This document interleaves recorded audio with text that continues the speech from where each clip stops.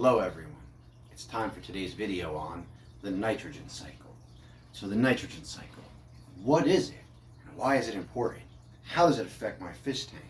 These are things a new fish keeper might be asking. And today I'm here to tell you exactly what the nitrogen cycle is. Now before I can do this, I gotta tell you guys a little story. New tank syndrome. What's that? Picture this. So you decide one day you want to get a fish tank. You want to have fish. But you don't really know a whole lot about it. So you take a trip down to your local pet store and you buy yourself a fish tank. And if the pet store is any good, they're not going to sell you any fish. More than likely they're going to tell you you got to set it up and you got to let it run for a little while before you can put fish in it. And yes, you do have to do that. But there's a little bit more to it than just letting the tank run.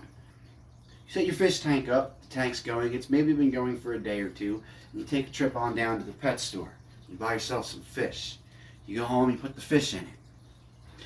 Everything's great, they're swimming around, doing their thing, eating their food, loving life.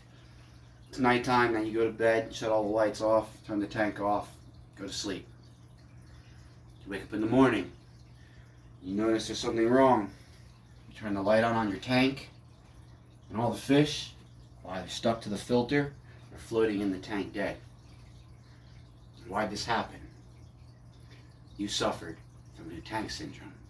New tank syndrome kills lots of fish every year, so it's important that people know about it. And essentially, it means your tank isn't cycled. An uncycled tank means you either have ammonia or nitrates in your water. Both of these things are super toxic and they will kill your fish. New tank syndrome is the result of someone not knowing about the nitrogen cycle. So the nitrogen cycle, it all starts essentially with your fish eating your food. So like any good pet owner, you're going to feed your fish. The fish are going to eat that food. They're going to use the food they eat to get big and strong and swim around more. So not everything that comes from that food the fish needs. So just like us, they got to go to the bathroom. So they make waste. That waste flows to the bottom of the tank, it breaks down, and puts ammonia in the water. And ammonia is toxic for fish. So luckily, when ammonia is present, bacteria will form and colonize in the tank, not in the water, floating around, swimming around, because it doesn't do that. It grows and colonizes on the surfaces inside the fish tank, like the glass, and the decoration you have in the tank, the gravel bed. Most importantly, in your filter media, in the sponges. The sponges is one of the biggest places for bacterial growth. It's the sponges in your filters. So these bacteria, they grow, they colonize the tank, and they eat all the ammonia. Just like the fish, they make a byproduct. So they take the ammonia, they turn it into nitrates. Now nitrates are really toxic for your fish. Nitrates will kill your fish. Even the hardiest of fish will have a hard time trying to survive with nitrates present. Think about it like this.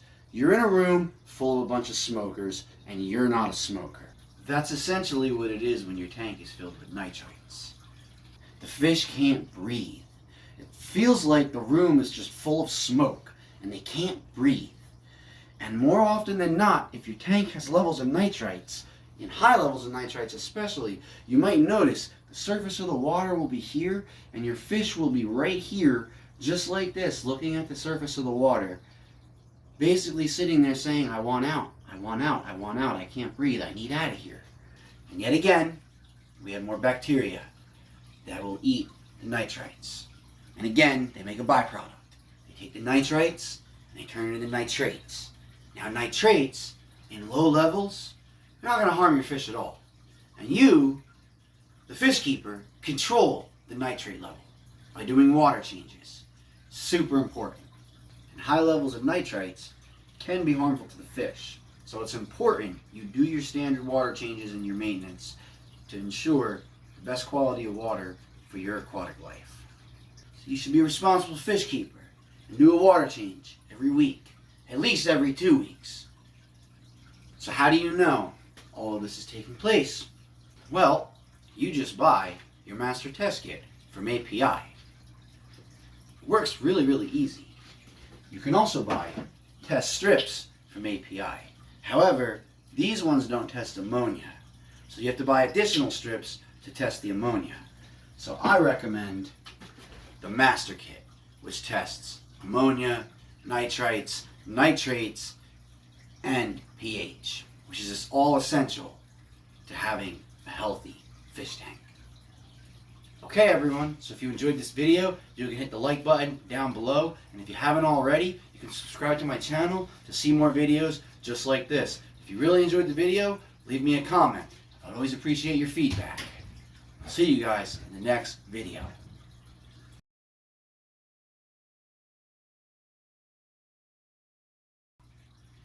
And don't forget, there has to be ammonia present for the bacteria that eats the ammonia to form and colonize. Just like there has to be nitrites for the bacteria that eats the nitrites to form and colonize. And this thing doesn't happen overnight.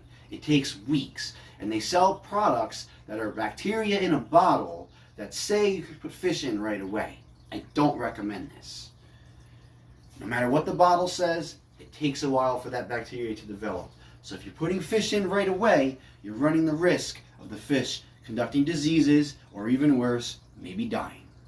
Even with the bacteria in a bottle in the water, if nitrites become present, they'll kill your fish. It's all about the fish.